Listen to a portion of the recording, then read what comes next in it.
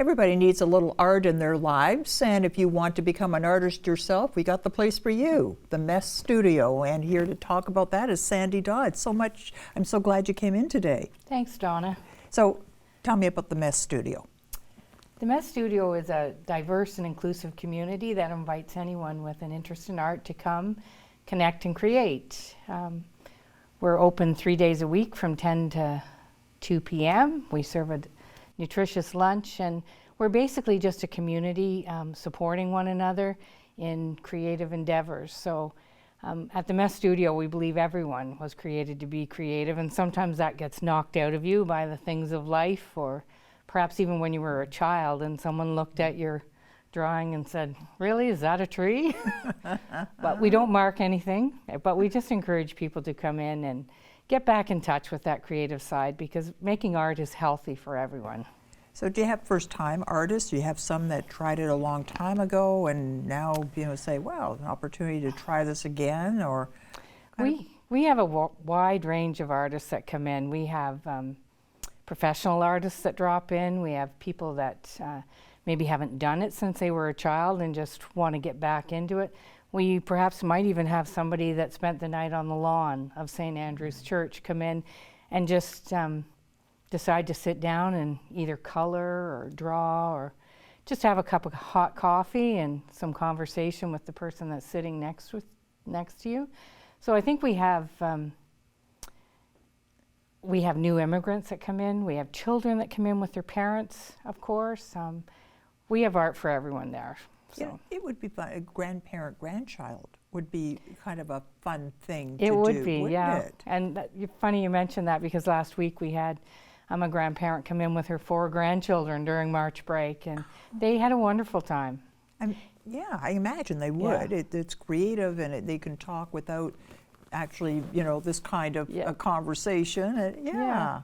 There's a beautiful energy, too, with having children in the studio, because on any normal day, we might have like 18 to, I think probably the oldest person we've had in would be about 88 years of age. So really? Having some young people in to just brighten our day is amazing. Like a breath of fresh air. Absolutely. Right. So I always think of art as being paintings, but there's all kinds of art that people can pursue. What are some of the other types of art that you would offer? Well, we provide materials for acrylic painting, watercolor, collage. We do some ink and alcohol on tiles, so that's a really interesting process that you put ink on a ceramic tile, you add some alcohol, and then you light it on fire. Oh, that we sounds actually like fun. liken this project to life. Like, we can color within the lines, we can set up our life to look like it's going to be great and everything's going to fit this way, but then life comes along like the alcohol and just spills onto it, but then you light it on fire and something beautiful can still come out of that process. So we do that little project a lot. We also have a pottery studio, and we take it's called paper clay, and it's a one fire process, so you're able to hand build something in the pottery room. You let it air dry, and then it's glazed and sent out to Amaranth Stoneware in the West End. Yeah, the West End of. I'm terrible with direction. Right. Know the feeling. Now, do people get to take their art away when they finish it? Yes. Yeah, everyone's artwork belongs to them. So they have the opportunity to take it home. Some of the people that come in are perhaps living rough, and so they don't have a place to take it. We do have an amazing display on the walls of the artwork created within the Mess Studio.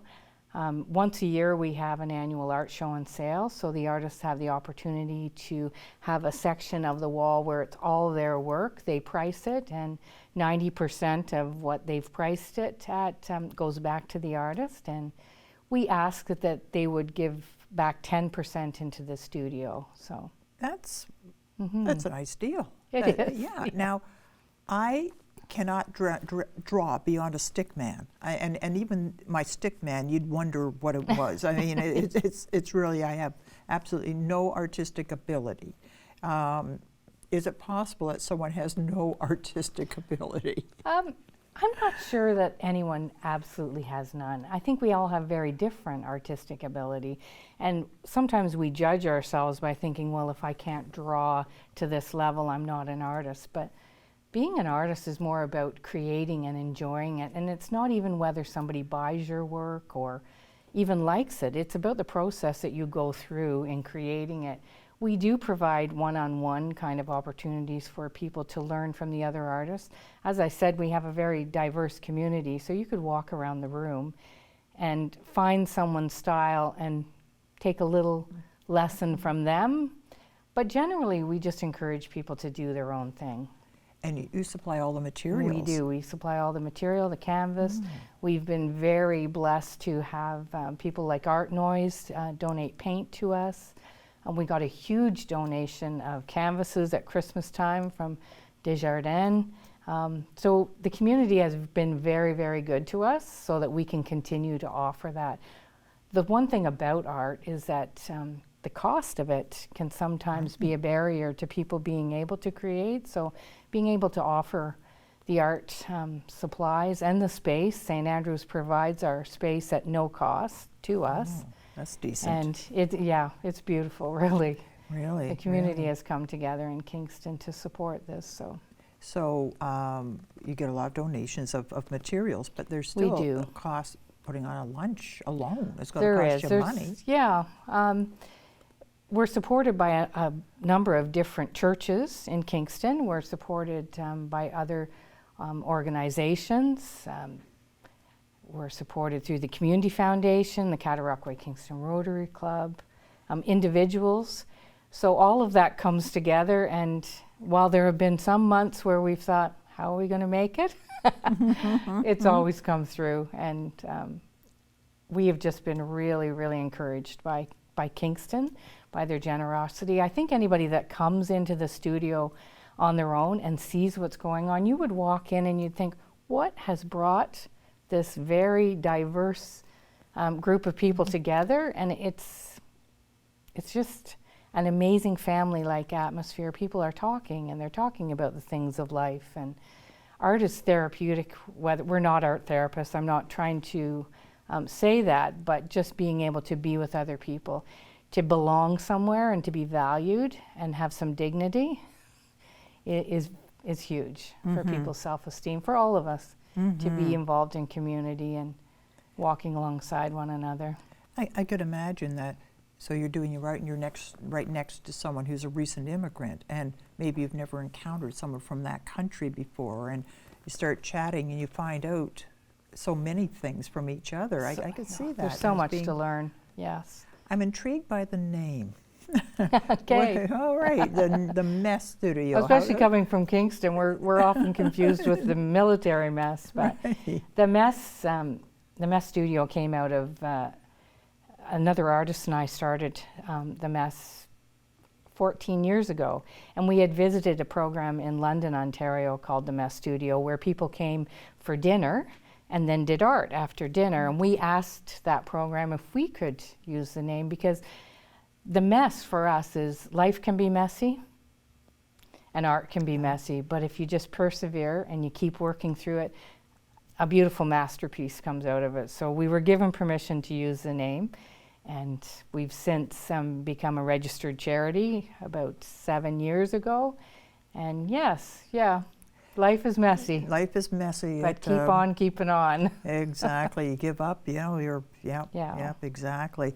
So what are your future plans? Where do you want to see this go? Do you want to see it become a larger thing, or more different kinds of art, quilting perhaps, or something like that? Where do you see yourself going with this? We'd love to see the Mess Studio enlarged to incorporate things like quilting. We've had people come in and teach knitting. I can't say that we don't have plans for the future, but we're fairly organic in that we move towards something as the need arises. Recently, we began another art community called Create at Concession, and we're doing that in partnership with Lionhearts and Support Not Stigma. We're doing art at the Concession Street Warming Center. Oh, yes. Twice a week. So we started that in January, and people are being transported over from the integrated hub on Montreal Street for some art for an hour and a half. So that is a bit, we're seeing how that goes. It's a pilot project for this year, so it's a second location. And we've just, again, been encouraged by the support of Lionhearts and Support Not Stigma in entrusting this to us. We see anywhere between 8 and 15 people at that venue. That's decent. That's a It lot is. of people. Yes, at the main studio, the Mess Studio, before COVID, we were seeing between 90 and 130 people come in to make art in the 3 days that we were open. Really? Yeah. I Now, with social Wow. distancing, we've changed our setup. So now a full studio is about 35 people. That's still a lot of It people. is a lot I of had people. no idea. Some people come in maybe initially just to have a cup of coffee and look at some art, and then they start building relationships with people. We had one young man that came for 5 years. We call him, he was a hard nut to crack. He never wanted to do any art, and you don't have to do art, but we're encouraging people. And after 5 years, he started sitting down and coloring, and he quite enjoys it, but he loves coming in for a visit, and I Right. think he felt accepted and valued, seen. Sounds wonderful. Yeah.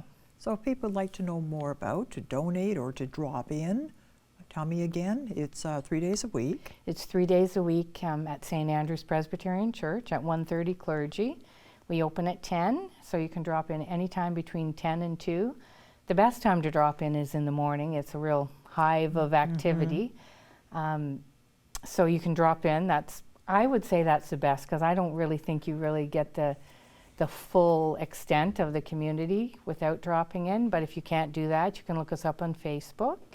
We're also listed on Canada Helps. So you can look us up there, and there's a short description of us. Sounds wonderful. Yeah. Continued good luck. Thank you very much. Thanks for coming in. Thank you, Donna.